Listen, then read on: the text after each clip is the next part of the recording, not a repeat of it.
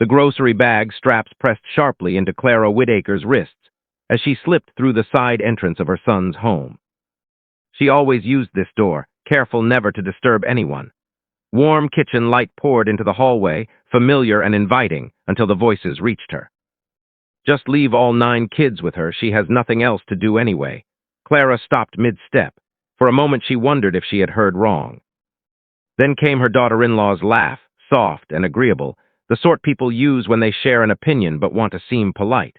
She already covered the food, Paige said. The least she can do is watch the kids upstairs. Clara's fingers tightened around the bags. The receipt in her palm crinkled loudly. The bold total at the bottom read $1,963.75. She had never even mentioned that she was paying for the entire meal.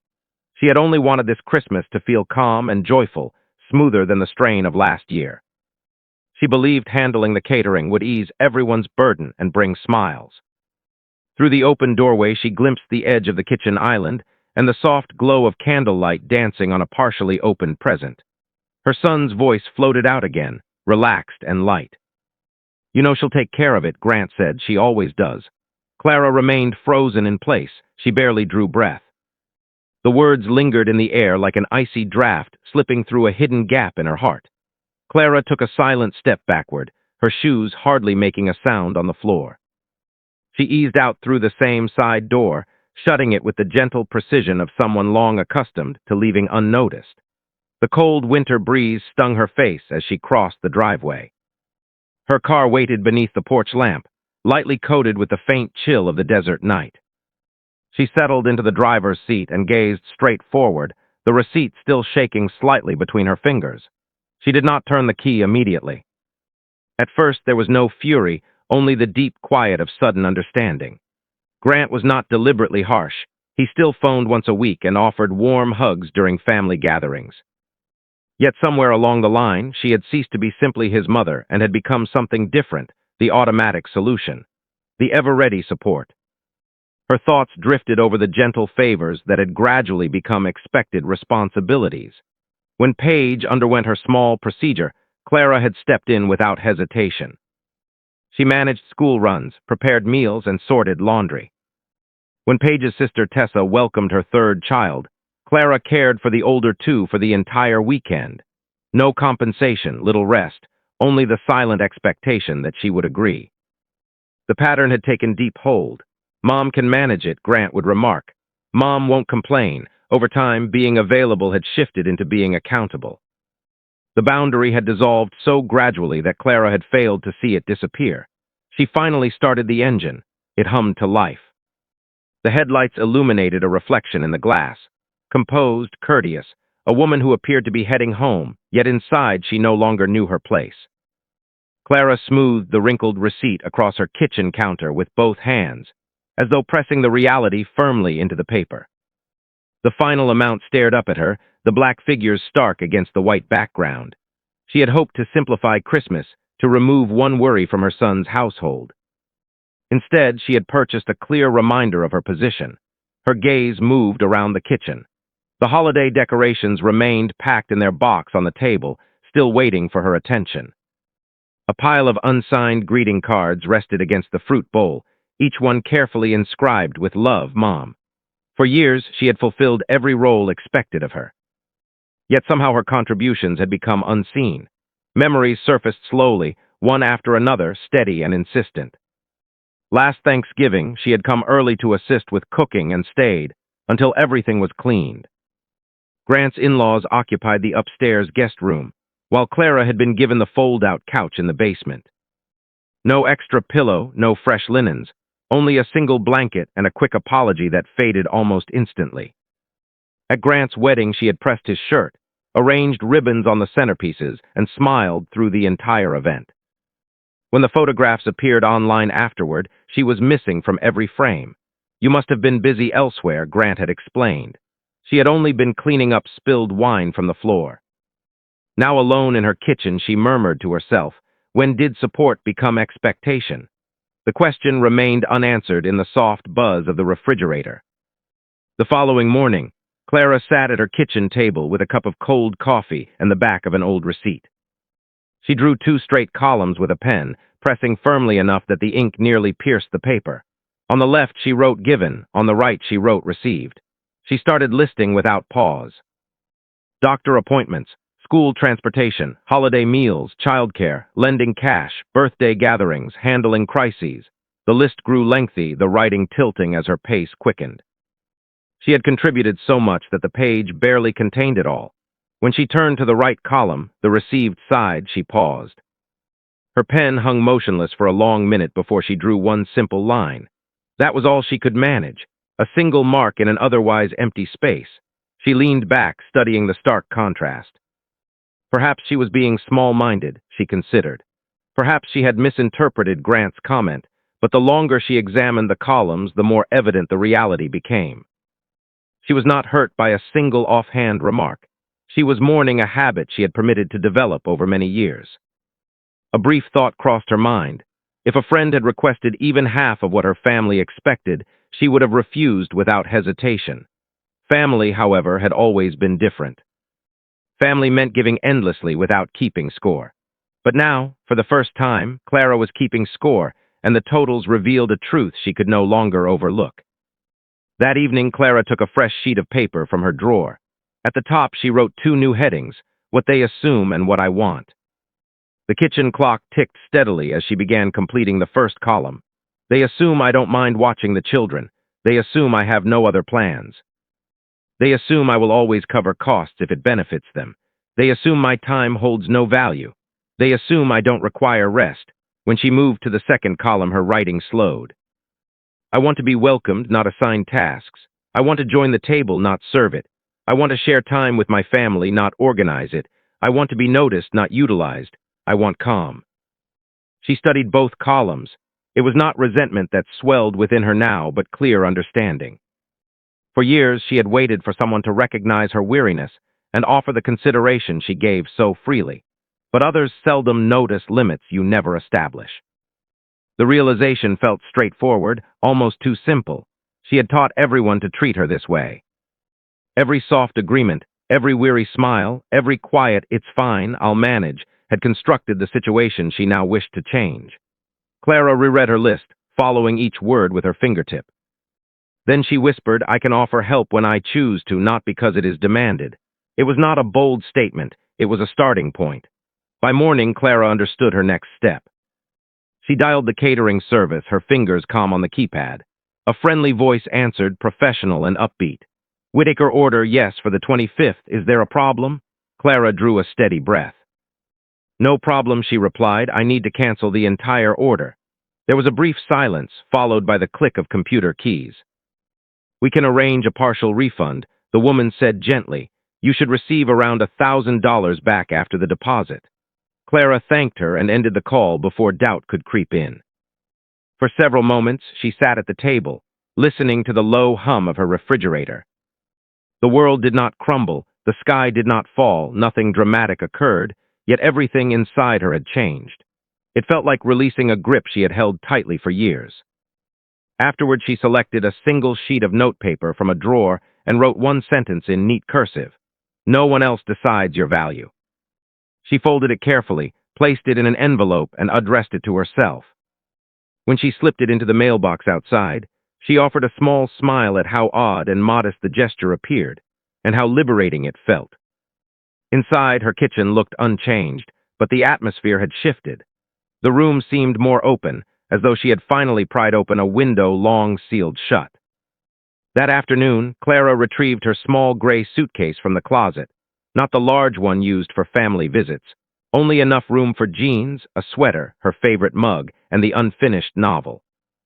She opened her laptop and reserved a room at a peaceful roadside motel near Las Cruces, roughly halfway to Valerie Monroe's ranch. She left the receipt on the counter and placed her phone face down beside it.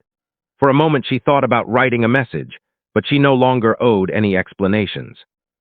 Instead, she powered the phone completely off. No alerts, no vibrate, just silence. The stillness that followed felt like a long, overdue breath. As she drove, the desert spread out in broad sweeps of gold and copper. The highway shimmered beneath the low winter sunlight, and with every mile something deep within her began to loosen. She played no music, made no calls. She simply drove.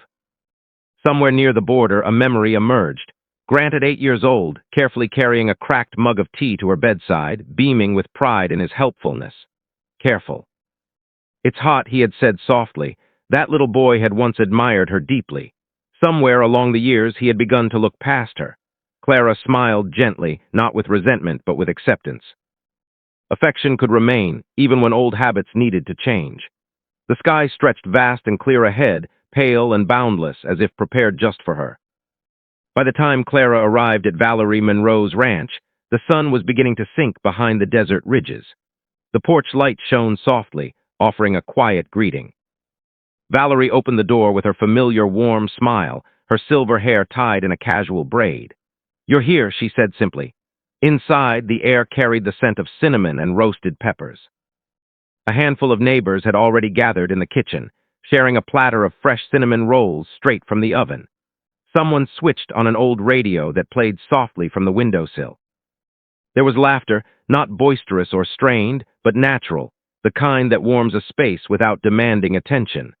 Valerie handed Clara a cup of coffee and guided her to the porch. The wooden boards felt comforting beneath their feet despite the cool air. They sat side by side, watching the horizon shift from orange to deep purple. No one inquired about her family.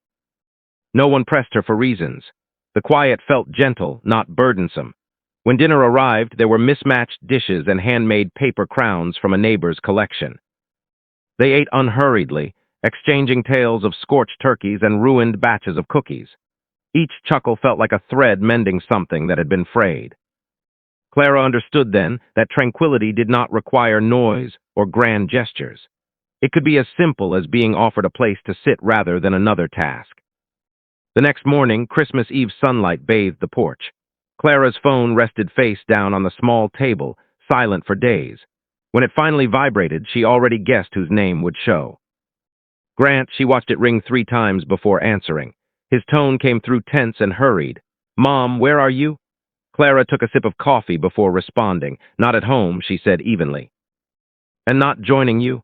What are you talking about?" he asked sharply. "It means I overheard you," she answered. "I was right there in the hallway when you told Paige to leave the kids with me." "I heard everything." There was a long, uncertain pause. She could sense him searching for words. "You never asked me, Grant. You simply assigned me the role. You arranged Christmas as if I were the hired help, not your mother." He began to reply, but she continued calmly. "You didn't include me as family. You expected me to make it all work." Then came his attempt to smooth things over. "You're still coming though, right? You're just feeling hurt." "No," she said softly. "I canceled the catering, the meal, the presents, everything. I paid for it and now I've withdrawn it." "Mom, you're overreacting." Clara gave a faint smile. "No, Grant, I'm simply being truthful. There's a difference." She ended the call, switched off the phone once more, and placed it beside her coffee. Valerie said nothing. She simply offered another cinnamon roll, and they sat together in comfortable silence. 4 days later, on the morning of December 29, a firm knock sounded through Clara's living room. It was not gentle, it was insistent. She knew who it was before opening the door. Grant stood there, jaw clenched, eyes narrowed. Behind him, Paige stood with folded arms, and beside her was Tessa, shifting uncomfortably as though she had practiced what to say. Clara opened the door but did not immediately move aside. "Come inside," she said steadily. They entered without waiting, moving past her. "You embarrassed us," Paige began. "The food never arrived." People kept asking. Tessa added quickly, "Do you realize how difficult it was to fix everything last minute? Nolan and I drove to 3 different stores." Grant crossed his arms. "You spoiled Christmas, Mom. Everyone depended on you." Clara remained near the counter, her hands resting lightly on its surface. She did not raise her voice. "I didn't spoil anything. I simply stepped away from a position I never chose." Grant frowned.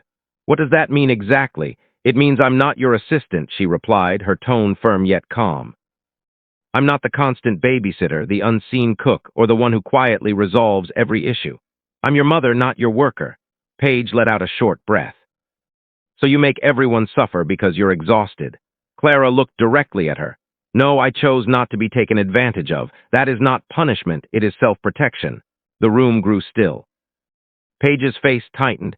Tessa shook her head, and Grant appeared confused, as if something once certain had suddenly moved beyond his grasp. Clara walked to the door and held it open. "If you came expecting an apology," she said gently, "you won't receive one." They paused, waiting for her to yield as she always had. She did not. They stepped out, and she closed the door softly behind them.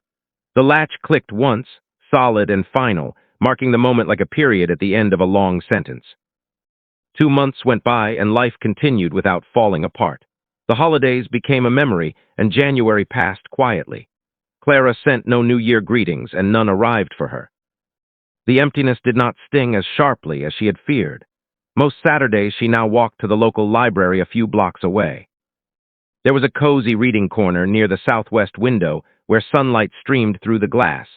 She would carry a thermos of coffee and select a book from the fresh arrivals. Sometimes she read. Sometimes she simply observed the light shifting across the wooden floor. On Thursdays, she helped at a small community health center, greeting visitors, managing forms, and offering smiles to people who expected nothing more. It felt straightforward and warm, never burdensome. Her phone remained mostly silent. Grant called twice during January, both times late at night. No messages, only missed calls. She did not call back, yet she did not block his number either. It was no longer about resentment. She simply no longer felt compelled to pursue contact. At home, she prepared meals when the mood struck. She kept fresh flowers on the table, even when they faded quickly. She said no when she meant it, and yes only when she genuinely wished to. No one requested weekend assistance anymore. The quiet that once felt like rejection had transformed into tranquility. It was room she had created for herself, space that finally belonged solely to her. Occasionally, she would reach instinctively for her phone out of habit. Then she would pause, smile lightly, and lower her hand. Most days she felt no sense of loss. One peaceful morning in late February, Clara sat by her kitchen window with a notebook open before her. Sunlight fell in gentle patterns across the pages as she began recording what she had discovered. "Love requires boundaries," she wrote first. "Without them, love becomes unseen work." Next she added, "Silence speaks clearly. When gratitude never arrives, trust what the pattern shows. And then, being offered a chair is different from being handed a duty. Ask yourself which one you are receiving." She closed the notebook and glanced around her modest kitchen. It was not extravagant, but it was entirely hers, every cup, every neatly folded cloth. Every moment of calm now belonged to her again. For the first time in years, she was not performing a role. She was simply living. The phone on the counter vibrated once. A message from Grant, "Hope you're doing all right." She did not respond, but a soft smile touched her lips. Perhaps someday she would reply, perhaps not. Either way, she was content.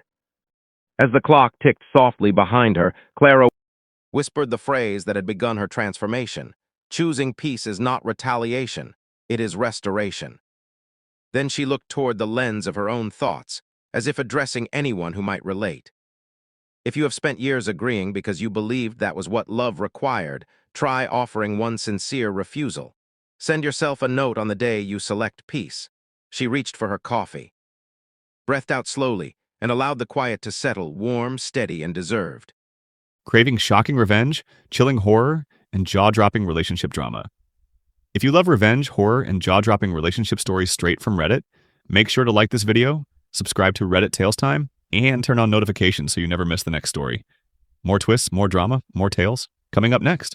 Like, subscribe, and smash that bell before it smashes you. Stay with Reddit Tales Times for chilling twists, haunting tales, and daily doses of the disturbing. You've been warned.